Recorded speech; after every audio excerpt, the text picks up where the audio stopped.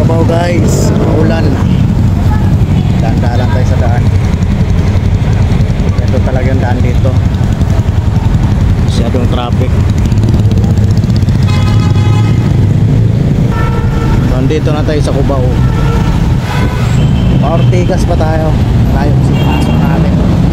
Pasok na tayo sa Ortigas. Dito na tayo sa Green Hills. Sa Ortigas, butin lang hindi malakas ang ulan, hindi tayo nabasa. Mahirap pa naman, wala tayong raincoat. Minto tayo kanina doon, sumilong tayo.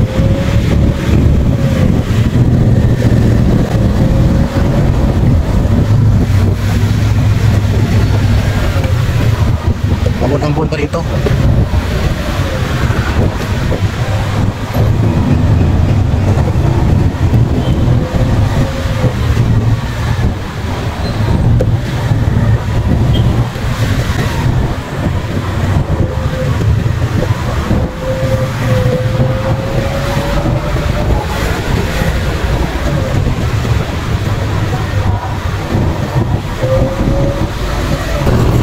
Sa building na yan, dyan tayo pumapasok.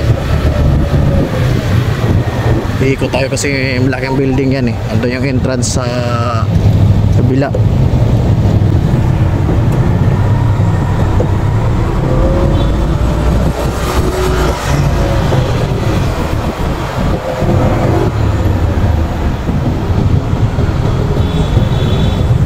Nakarating na tayo guys. Thank you Lord. At kasi nakarating kaming trabaho. Medyo nabasa-basa tayo konti, maambon kasi.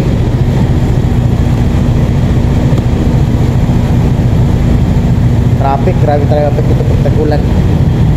Hirap. Lalo na pang mag-commute, napakatagal sumakay sa jeep. Bagal lang sasakyan.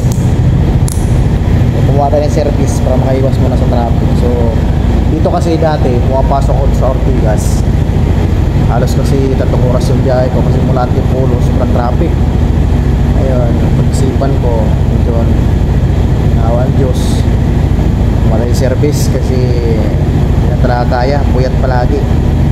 Ayun, biyahe natin mga 45 minutes, yan, Antipolo hanggang dito sa Ortigas.